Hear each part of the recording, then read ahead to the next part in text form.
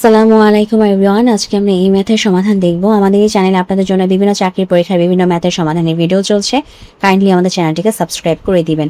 তো চলুন এখন আমরা আমাদের আজকের সমাধানে নেমে পড়ি। এখানে বলা আছে যে বার্ষিক শতকরা মুনাফার হার 10 টাকা থেকে কমে যদি 8 টাকা হয় তাহলে 3000 টাকার 3 বছরের মুনাফা কত? ওকে, তো আমাদের মুনাফার যে সূত্র I = NPR, আমরা যদি সেই সূত্র অনুযায়ী আমাদের মানগুলো বের করার চেষ্টা করি তাহলে দেখি তো সবগুলোকে পাই কিনা। যেমন আমাদের এন এর মান দেওয়া আছে 3 ইয়ার, হ্যাঁ 3 বছর আমাদের এন এর মানটা দেওয়া আছে। এরপর পি এর মান কত? পি এর মান হচ্ছে 3000 টাকা পি এর মান।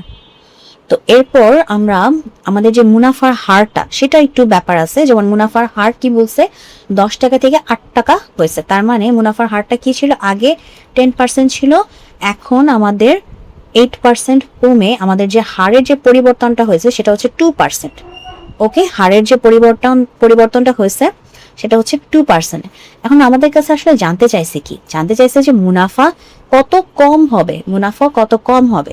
তাহলে মুনাফার হার কমার যে পরিমাণটা সেটার যে আমার সূত্রটা, সেই সূত্রটা হচ্ছে এরকম যে আমাদের আসলটা গুণ হবে, তারপর হচ্ছে আমাদের হার যে হ্রাসটা হলো সেই হার হ্রাসের পরিমাণটা গুণ হবে, তারপর হচ্ছে আমাদের সময়টা গুণ হবে, সেটাকে আমরা 100 দিয়ে ডিভাইড করবো। বেসিক্যালি ওই যে হার যেহেতু আছে সেটাকে 100 দিয়ে ডিভাইড করা আর কি, মানে 2% মানে কি 2/100, তাই না?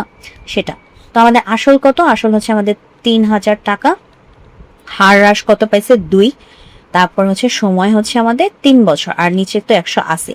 তো এখন যদি আমরা 0 0 কাটি তাহলে এদিকে আমাদের কত হচ্ছে? এদিকে হচ্ছে আমাদের 180 টাকা। অর্থাৎ 3 বছরে আমার হচ্ছে যে কি হবে, মুনাফা কত কমে যাবে? 180 টাকা কমে যাবে। তো এটাই ছিল আমাদের আজকের প্রশ্নের সমাধান। তো যদি ভিডিওটি ভালো লাগে অবশ্যই ভিডিওতে লাইক দিবেন, চ্যানেলটিকে সাবস্ক্রাইব করবেন। ভালো থাকবেন।